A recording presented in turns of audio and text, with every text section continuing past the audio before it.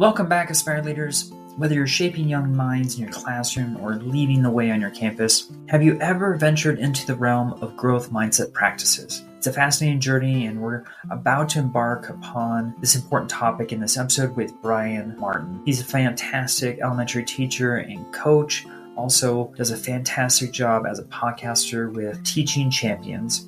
So the concept of growth mindset seems to be a buzzword, but it's a transformative philosophy that has the potential to revolutionize a classroom and a campus. Today, we're diving headfirst into the world of growth mindset practices, exploring their impact and uncovering strategies to seamlessly integrate them into your teaching practices or your leadership role. Before we begin on this important topic, though, I wanted to share that time to time I have created bonus episodes for Aspire to Lead, and this upcoming week I'm going to be dropping one on Wednesday with my good friend Darren Peppard.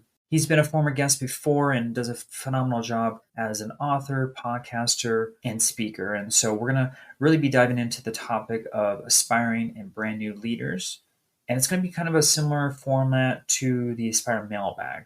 We've taken questions from a variety of new leaders, and we're going to be answering that, and it's going to sound more like a conversation over a cup of coffee than an actual interview style. So super excited about this episode dropping. So that's coming out on Wednesday with Darren Peppard. So stay tuned for that.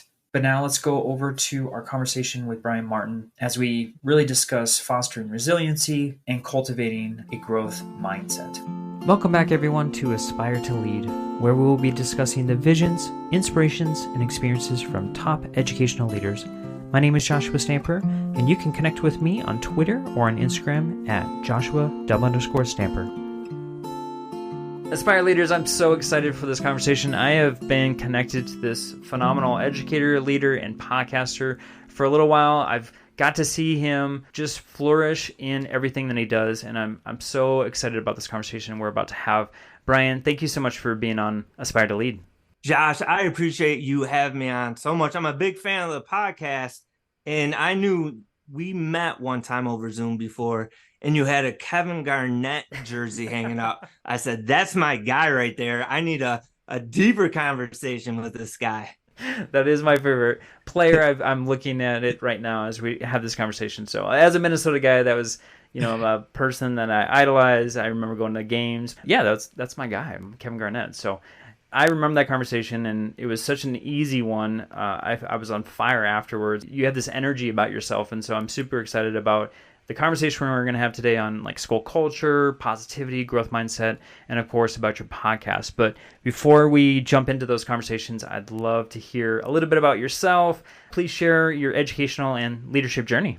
Yeah, so I am going into my 21st year of teaching, which is crazy. It goes so fast. And, I did 2 years in kindergarten. Then at the time I was in the Army Reserves, my unit got activated. So I left teaching for 16 months, went overseas. Then I came back. And when I came back, I went into a second grade classroom, which I've been in for the past about 17 years, I would say. And also during that time, I was assistant basketball coach. So between just the life experiences, it's a whole life experience when you go into a kindergarten classroom on its own. Then the military experience, coming back, being in second grade, surrounded by some great educators, but also being part of the basketball program that I was with. And it had nothing to do with me, but we were really good in the state. And we were just blessed with some talent. The head coach is in the Hall of Fame in New York State, and just being around that culture, seeing what they did day in and day out, just not in the season, but throughout the whole year, it really shaped me. All right, Brian, I got to ask about the military experience, because going into that culture and then coming back and being a classroom teacher, and you're talking about kindergarten, I'm imagining the world as being very far apart and different, but I'm curious if there was anything that you felt like the military prepared you for or maybe instilled to help you as a teacher. Yeah, the lessons from the military were really important. I think the value of communication is so huge. When we were in the military, we would go out on missions. We were just a trucking company. So we were taken from one base to another base. but you would show up with your platoon, but then there would be a group that would provide the protection that you didn't have any contact with until you showed up to that mission. And then you have your pre-mission and everything, but that communication just has to be so on point. And the preparation that comes with it, like, how we prepare for anything is so huge. And another big thing that I would say what the military was really good is the reflection process. They always talk about like the AAR. After every mission or after every training exercise, you have an after action review. So you talk about like the things that went good, the things that went bad, and what you could do next time. So I would say those were the big three. No, I love that. So I can only imagine that right now, in the midst of a new school year, you're preparing. You talk about it, right? Communication, preparation, and reflection. Are those things you're already thinking about for the new school year? Absolutely. When you're talking about like preparation, and you would think after 21 years that I would have stuff down, but it's just continually learning. With second grade, you're talking about like the basics, the fundamentals in reading. So I was reading this morning. I was listening to a podcast, the Stellar Teacher podcast. She does a great job. And she was talking about the science of reading. Then I took another 40 minutes to read Reading Above the Fray, learning more about the science of reading. And that's just, that preparation piece. And then thinking New York State, we start later than everybody else. Yeah. So it's a nice piece as far as, because you can watch what all these other teachers are doing. So you check out social media, how people are setting up their classrooms, the different activities that they are doing on day one and such. So that's a bonus about being in New York State. It hurts a lot in June when everybody's out, and you still got a whole month to go. Yeah, that preparation piece, the communication piece, I was really thinking about that today. And how am I going to communicate with my parents better? Because, I've been listening to a little bit of Dr. Joe Sanfilippo, and he always talks about, that's a big piece of his, how he'll always talk about go Crickets and talking about telling your school story, because if you don't tell it, someone else is. I was talking with my parents and was kind of laughing about this, but it's not really laughing matter. I think President Biden put out a tweet yesterday, something about, teachers need to be paid more, Twitter or X, whatever you want to call it. And I said, oh boy, I'm going to go down this rabbit hole. So I clicked on it, and just people were bashing. And maybe bashing is a harsh term, but we weren't getting a lot of support on there. And when you turn on the news, the narrative that's being painted out there. I know we had the Board of Education had several seats in my district that were up this school year. And a big running piece was the parents wanted more communication within the classrooms and everything. And it just goes like, if we don't tell our story, then other people are going to. And I ran into a situation this year that was like, it was crazy. And it was the worst thing that I've faced as a school teacher. And it was something small, but then it imploded. And, reflection piece, if I was telling more of the story outside of my classroom and sharing the amazing things that were happening, maybe that is planted in people's heads. Because if we don't plant seeds in people's heads, if we don't plant those pictures, then other people are going to. And they're not in the school. They don't see what's happening day to day.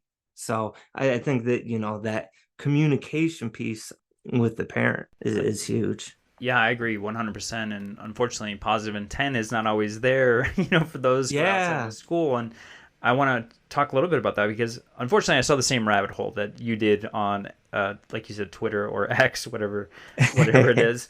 And there just seems to be a lot of negativity out there, and both in the education community and out. And, thankfully right now, life is good for a lot of educators. They're on vacation, they're getting a little bit of a break, feeling pretty good about, entering into the school year. So for those, that are grinding and feeling that negativity, what are some things that you're doing to kind of help your mindset and making sure that you're having that positive focus or lens to get you through the school year? Yeah, I think it's a big thing. Like you said, a lot of people are feeling good. We're pretty refreshed right now, and there's always that excitement when you start off something new. It's when October hits, November hits, and it just becomes a grind. How do you keep your head above? And my disposition is pretty good about focusing on the positive, but I think it's a choice. And I read a book called The Art of Noticing Things. What we focus on. I always talk about like see the good, hear the good, speak the good. There's gonna be tough moments. There's no getting around it. There's gonna be stress. There's endless to-do lists. There's always something more that we have to do, and that can be draining.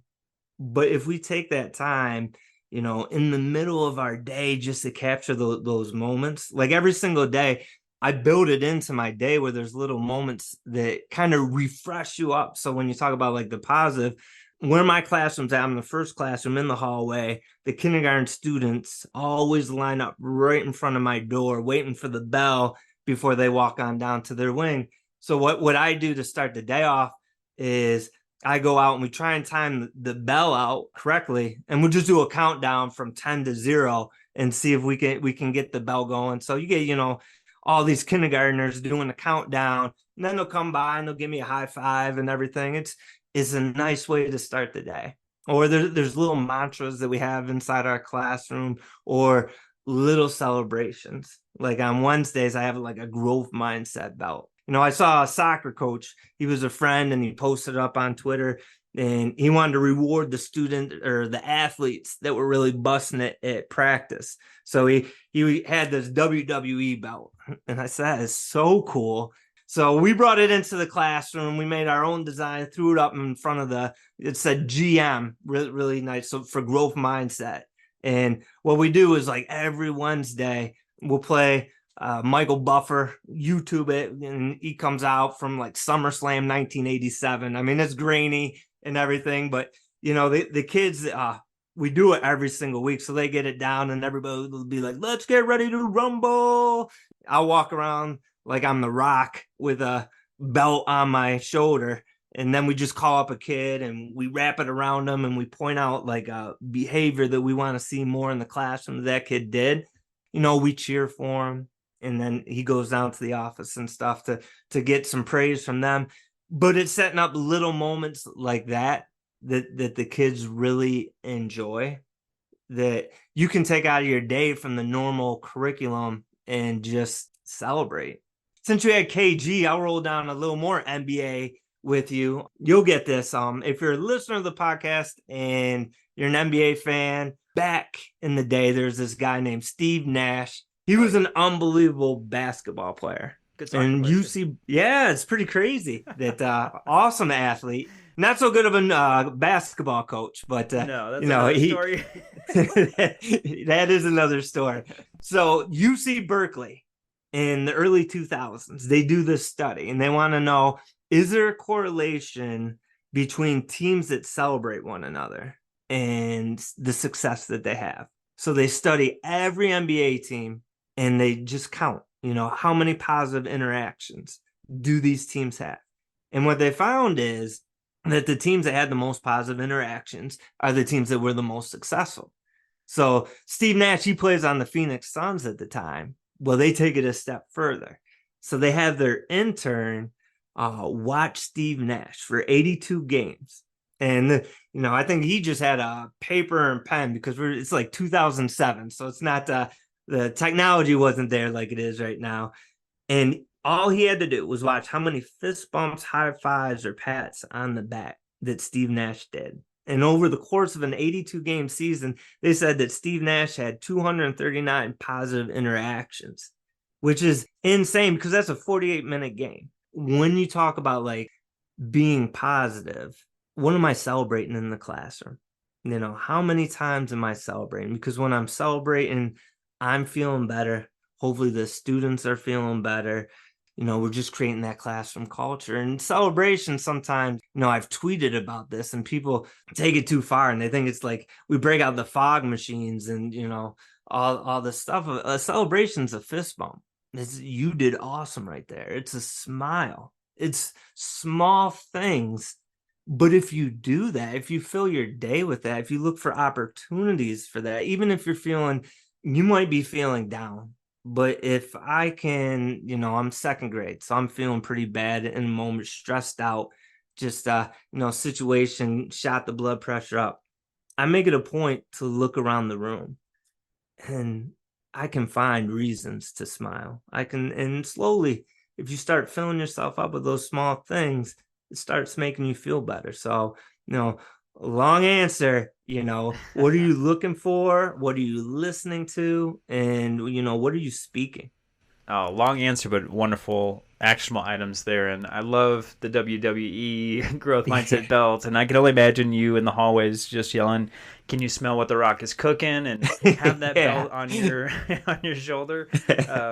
But I want to talk about the growth mindset piece because obviously that's something that you've got instilled in your classroom. I don't know if it's campus wide, but what is it that you're doing to help students understand what is growth mindset and then also instilling that and be successful as a student? Yeah, and growth mindset is, that might be one of the biggest things that I would say drives my classroom. And sometimes I think we get growth mindset a little bit wrong. Like we talk about growth mindset. I think everybody's on board with growth mindset, but growth mindset isn't throwing a poster that says yet on your wall and saying, I believe in growth mindset. How I approach it, and one reason why this is big is I like to use the word mistakes because our culture is so built on being afraid to make mistakes. And I got this it wasn't from teachers, it was from business leaders, looking outside. Gary Vaynerchuk, if the audience is familiar with Gary, he's a huge, came from very little, made himself super successful. I was listening to an interview and he said, it's a belief that these ultra successful people don't make any mistakes. And he said, that's wrong. He said, what they do is they make them first. They make them before everybody else. And then they learn from them and they grow from them before everybody else. And then another story that's always stayed with me is Sarah Blakely. She's like my hero, and she's the creator of Spanx. I just love, for the audience, if you want a good interview, go into a podcast, type in Sarah Blakely, and she's just unbelievable, all about mindset. But, she started with like $3,000 in the bank account, all on her own. She started Spanx, and she had so many doors shut in her face. People were laughing at her, and she became, I think, the first female billionaire. And she says what helped her overcome like all those doors being shut in her face, people laughing at her idea, was the fact that when she was younger, she would come home from school and her dad at the dinner table would ask her and her brother, not what were you successful at? Not, did you get 100 on that spelling test? She said he wanted to know, what did you fail at today? What mistakes did you make? And she said it got to the point where if she didn't have something to tell him, like he would get upset at her. And the whole purpose of this was, if you're not putting yourself out there, if you're not trying new things, then you're not succeeding. And she said that shaped her mindset, that true failure isn't coming up short, but true failure is not trying. So I based big on that inside my classroom. So we have a little mantra that we start our day with. So within 5 minutes of the classroom, and the first thing that we say every single day, superstar scholars, and that's our little team name, second grade, it works. And we say, makes mistakes, shows grit, works hard, asks questions, be grateful, accept feedback. I want that said 180 times. We talk every single day about making mistakes. Sometimes if a kid gets, like I had a little guy, he's awesome. He's a little perfectionist and he didn't want to make mistakes. And it's the middle of the year, so we've been through this over and over again. He came up and a little misty-eyed, and we just pointed up, said, what's the first rule of our classroom? And said, make mistakes. Sometimes as a class, we'll say, what's the first rule of our classroom? And they'll be like, makes mistakes. And it's just, what's our vocabulary? What are we putting value on inside our classrooms or inside our schools? And, I had another guy, he was awesome at math, but we were doing regrouping in second grade, like the subtraction regrouping. It can take a minute to really get the process of that down. And he was somebody that got it right away every single time, but he was struggling with that and he was getting frustrated. And I looked at him and I said, and we've talked about this before too, but I said, should you be good at it? Because we had just started it like the day before. Because we've been through this, he said, no. Because we shouldn't be good at something the first time we do it. So I said, but are you going to be better today? He's like, yeah. Are you going to be better tomorrow? Yeah. And then within a couple of days, he was crushing it. But what is the message? I think John Gordon says something like, you feed and weed and weed and feed, feed the good things and take away the bad things. And that's just a big thing on the vocabulary that you use within the classroom, big on showing them the growth that they've made. We celebrate the milestones. So reading's a big piece of the classroom. They get to a certain level, we celebrate it, right? But I make it a point, like throughout, especially as the year goes on, don't forget to look back at how far you've come. And we talk about that. And we talk about that in math. We talk about that in writing. We'll show different writing pieces. This was what we were doing in September, guys. Look at what we're doing, cranking out here in November, December, January. And it's that piece because adults, motivation, we're motivated at the beginning of something, but along the way, the path, we get burned out. We see the mountains in front of us. We forget to look behind us and how far we've come. So it's just like those little mind hacks, trying to plant those seeds, trying to create those habits. I love it, Brian. That growth mindset, I think you're spot on. I think a lot of people use that term, but it may not be instilled the same way that you're speaking. And I hope everyone that's listening at least takes some pieces and make sure that that's occurring in the classroom, because it's so important. And you're right, just in the field of education in general, failures just looked poorly upon and, like chastised for, and, you got to get the 100, you got to get an A, you got to be perfect. And that's just not life. And so I love what you're doing in the classroom, buddy. This podcast is a proud member of the Teach Better Podcast Network. Better today, better tomorrow, and the podcast to get you there. You can find out more at teachbetter.com/podcasts. Now let's get back to the episode. I am a huge fan of your podcast. I absolutely love what you're doing. You have Teaching Champions podcast, a part of now the Teach Better Podcast Network, and I'm just so honored that you are a part of our group there. And I just wanted you just to share a little bit about, just the origin story. Why did you create it in the first place? And then also for my audience, what was the mission behind it, so that, folks can tune in and push that subscribe button as soon as possible. Yes, well, first off, thank you for having me part of the Teach Better Network. So many amazing podcasts on there. So appreciate what you're doing with all that, my friend. And the origin story, basically, I started, COVID hit, and I said I was a basketball coach. I was a terrible X's and O's coach, but I absolutely loved talking to the team. And I said being around the coaching staff was so enlightening. We would go and watch these Division I programs, or we would go to these conferences, and there were so many great things.